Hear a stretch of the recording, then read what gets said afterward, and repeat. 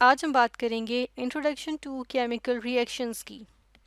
हम देखेंगे कि केमिकल रिएक्शंस जो होते हैं वो क्या होते हैं। हम देखते हैं केमिकल रिएक्शंस जो होते हैं ऐसे प्रोसेसेस होते हैं जिनमें मुख्तलिफ सब्सटेंसेस जो होते हैं वो क्या करते हैं, वो मिल मिला के यानी रिएक्ट करके या इंटरेक्ट करके क्या करते हैं, कोई नई चीज़ बना रहे होते हैं। ख्वाह उसमें हम देखते हैं कि कोई से दो जो हैं सब्सटेंसेस या दो से ज़्यादा सब्सटेंसेस चीज़ें जो हैं वो मिलके क्या कर रही हैं, कोई नई चीज़ बना रही हैं, कोई नई चीज़ें बना रही हैं। एक चीज़ भी हो सकती है, मुख्तलिफ ढेर सारी चीज़ें भी हो सकती हैं। और इसमें हम ये भी देखते हैं कि कोई एक चीज़ हो और वो टूट जाए और उसके नतीजे में क्या हो, उसके नतीजे में मुख्तलिफ चीज़ें बने।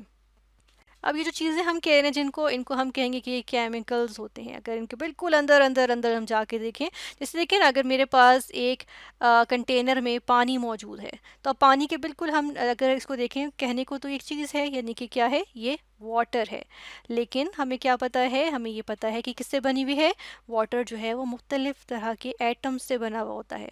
और उसमें कौन कौन से एटम्स शामिल होते हैं, हाइड्रोजन और ऑक्सीजन के एटम्स शामिल होते हैं। कैपिटल एच हमने लिख दिया हाइड्रोजन के लिए, कैपिटल ओ लिखा है ऑक्सीजन के लिए। अब ऐसे करते हैं कि इसकी हम एग्जाम्पल ले लेते हैं और इसकी एग्जाम्पल के लिए हम अपने किचन में चले जाते हैं। और किचन में हमने क्या किया कि किचन में मौजूद होता है चूल्हा। हमने चूल्हा जलाया। जब हमने चूल्हा जलाया तो हम क्या देखते हैं कि आग इसमें से निकल रही है।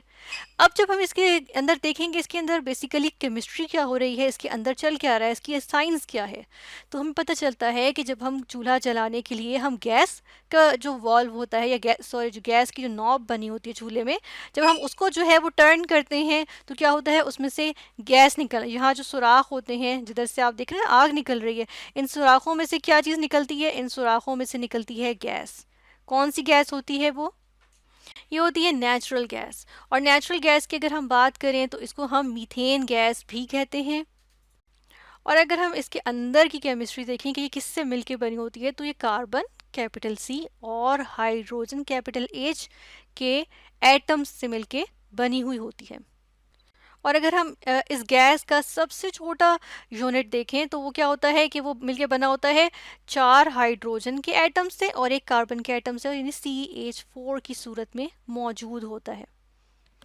तो हमने यहाँ पर देखा कि CH4 मॉलिक्यूल्स जो हैं वो मौजूद थे। अब केमिकल रिएक्शन क्या हुआ, इसमें से मीथेन गैस निकली, हमने जो है वो नॉब ऑन की चूल्हे की, तो उसके बाद क्या हुआ कि चूल्हे में से जो है वो गैस निकली। और उसके बाद हमने जब इसको माचिस की तीली इसके पास लेके गए, जलती हुई माचिस की तीली, तो क्या हुआ, इसमें से आग निकली। और आग किस वजह से निकली है, क्योंकि जो मीथेन गैस है ये क्या होना शुरू हुई, ये जो है वो बर्न करना शुरू हो गई, यानी कि जलना शुरू हो गई।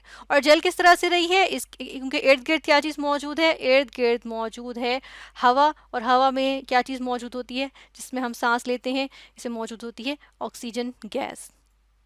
तो नेचुरल गैस जो है वो क्या कर रही है, वो ऑक्सीजन गैस की मौजूदगी में बर्न कर रही है, जल रही है। उसकी वजह से क्या हो रहा है, उसकी वजह से हम देख रहे हैं कि आग प्रोड्यूस हो रही है। और यही नहीं, इसमें और भी मुख्तलिफ सब्सटेंसेस बनते हैं, वो कौन से होते हैं वो भी हम देखेंगे। लेकिन देखें यहाँ बर्निंग ऑफ नेचुरल गैस जो है या बर्निंग ऑफ मीथेन जो है in the presence of oxygen gas, ये क्या है, ये एक केमिकल रिएक्शन है। अब अगर ऐसा करें हम कि यहाँ पर देखें कि ऐसा करते हैं कि मैं मीथेन का यहाँ पर, मीथेन का एक जो मॉलिक्यूल हमने कहा ना CH4 मॉलिक्यूल, वो हम यहाँ ले आते हैं। ये आ गया मीथेन का एक मॉलिक्यूल। हम यहाँ नीचे लिख भी देते हैं कि ये क्या है, ये है CH4, जिसमें जो आपको पिंक कलर की बॉल नज़र आ रही है, हमने कैपिटल C यानी कार्बन के लिए, और जो ये 4 यहाँ पर जो छोटे छोटे एटम्स हैं ग्रीन कलर के, ये है हाइड्रोजन के एटम्स। ये हमने यहाँ पर छोटी सी एक की भी बना रहे हैं इसके बारे में, ताकि हमें पता होगी कि कौन से वाले एटम्स किसको रिप्रेजेंट कर रहे हैं। अच्छा, इसके अलावा हमने ये देखा कि ये जो नेचुरल गैस है ये बर्न कर रही है या रिएक्ट कर रही है किसके साथ, ऑक्सीजन गैस के साथ। ऑक्सीजन गैस को भी हम यहाँ पर किसी चीज़ से जो है वो निशानदही कर देते हैं, और उसके लिए हमने यहाँ पर क्या ले आए हैं, हम यहाँ पर ले आए ये एक दो बॉल्स आपको नज़र आ रही हैं। अब ये क्या शो कर रही हैं, ये दो बॉल्स, ये दो बॉल्स शो कर रही हैं O2। O2 का मतलब है ऑक्सीजन गैस के लिए, जो ऑक्सीजन गैस है जब इसका हम सबसे छोटा यूनिट देखते हैं तो वो क्या होता है, O2 का मॉलिक्यूल। और ये भी हमने यहाँ पर मेंशन कर दिया। फिर हम देखते हैं कि केमिकल रिएक्शन जब होगा तो उसके नतीजे में कुछ ना कुछ बनेगा, यहाँ पर कोई नए सब्सटेंसेस बनेंगे। हमने कहा था ना केमिकल रिएक्शन में न्यू सब्सटेंसेस बनते हैं। तो जो नए सब्सटेंसेस यहाँ पे बनते हैं, जब उनका मुशाहिदा किया गया, उनको ऑब्जर्व किया गया, तो उसमें दो तरह की चीज़ें बनती हैं। एक तो ये बना कि कार्बन का जो ये एटम था, इसने दो ऑक्सीजन के एटम से मिलकर यहाँ पर बॉन्ड बना लिया, ठीक है, अपनी यहाँ पर जो है इनके साथ अटैच हो गया। इस तरह वो भी केमिकली अटैच हुआ, ऐसे जाके चिपक नहीं गया, बल्कि उसके साथ जो है वो अंदर इनकी एक केमिस्ट्री चल रही होती है जो हम आगे जाके देखेंगे।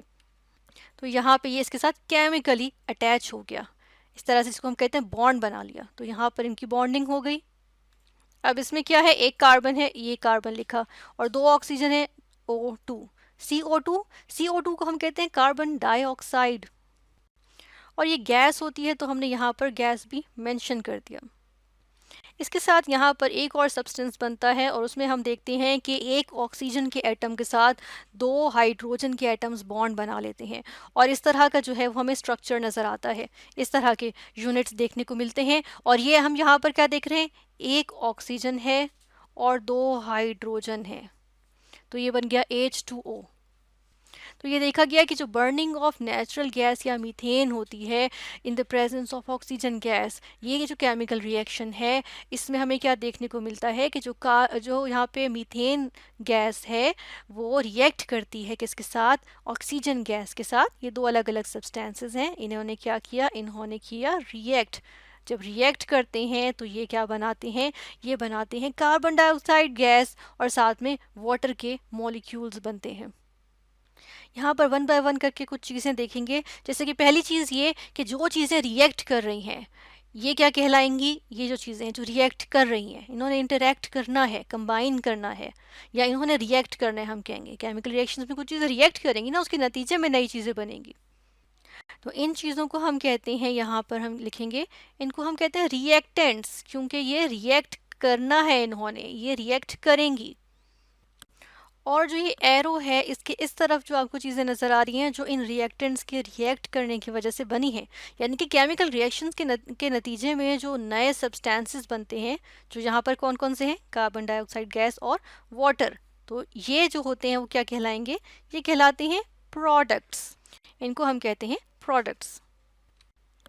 अच्छा, दूसरी चीज़ जो हम यहाँ पर देखेंगे वो आप देखिएगा कि इस केमिकल रिएक्शन के नतीजे में कोई नया एटम नहीं बना। ऐसा है कि नहीं है? देखें, अगर यहाँ पर हमने की भी साथ दी हुई है, तो देखें कार्बन, हाइड्रोजन और ऑक्सीजन के एटम्स शामिल थे, तो वही यहाँ पर भी मौजूद हैं, रिएक्टेंट्स में भी वही एटम्स हैं और प्रोडक्ट्स में भी वही एटम्स हैं। कोई नए एटम्स नहीं बने। और ये हमने यहाँ पर भी लिख भी दिया, नो न्यू एटम क्रिएटेड। दूसरा यहाँ देखें, प्रोडक्ट्स में भी कोई नए एटम नहीं बने। इसी तरह रिएक्टेंट्स के कोई भी एटम जो हैं वो डिस्ट्रॉय नहीं हुए हैं, ख़त्म नहीं हुए हैं, बल्कि वही एटम्स हैं ना, कोई और एटम्स तो नहीं हैं। तो हम यहाँ पर देख रहे हैं कि नो एटम डिस्ट्रॉयड, कोई एटम डिस्ट्रॉय भी नहीं हुआ है, वही सारे एटम्स हैं। अच्छा, अब आप कहेंगे कि देखें यहाँ पर तो 4 हाइड्रोजन के एटम्स हैं और यहाँ सिर्फ 2 हैं, तो हम कैसे कह सकते हैं कि कोई एटम डिस्ट्रॉय नहीं हुआ है? तो ऐसा नहीं होता, बल्कि ये देखा गया है कि जब यहाँ पर एक मॉलिक्यूल नहीं बनता H2O का, यहाँ पर जो है H2O के 2 मॉलिक्यूल्स बनते हैं। तो हम एक और ले आते हैं, यहाँ पर चलें, ये हम एक और इसका मॉलिक्यूल ले आए। फिर आप कहेंगे कि कैसे कह सकते हैं कि नया एटम जो है वो क्रिएट नहीं हुआ? तो यहाँ पर तो ऑक्सीजन के 4 एटम्स हो गए, 1 2 3 4, और यहाँ पर तो जस्ट 2 एटम्स हैं। तो ऐसा नहीं होता, यहाँ पर भी जब देखा गया तो इस केमिकल रिएक्शन में ऑक्सीजन गैस के 2 मॉलिक्यूल्स जो है वो रिएक्ट करते हैं जब मीथेन का एक मॉलिक्यूल यूज़ हो रहा होता है। और यूँ हमें केमिकल रिएक्शन की या बर्निंग ऑफ जो मीथेन गैस या नेचुरल गैस है उसकी जो है वो अंदर की केमिस्ट्री पता चली कि एक मॉलिक्यूल, उसके अंदर की केमिस्ट्री बिल्कुल बेसिक लेवल पे, बुनियादी लेवल पे देखें तो एक मॉलिक्यूल मीथेन का 2 मॉलिक्यूल्स ऑक्सीजन गैस के, उनके साथ रिएक्ट करता है केमिकल रिएक्शन के नतीजे में, और प्रोडक्ट्स बनाते हैं, यानी न्यू सब्सटेंसेस बनाते हैं, जिसमें एक मॉलिक्यूल कार्बन डाइऑक्साइड गैस का और 2 मॉलिक्यूल्स वाटर के बनते हैं। और आज हमने फिर स्टडी क्या किया, हमने स्टडी किया इंट्रोडक्शन टू केमिकल रिएक्शंस।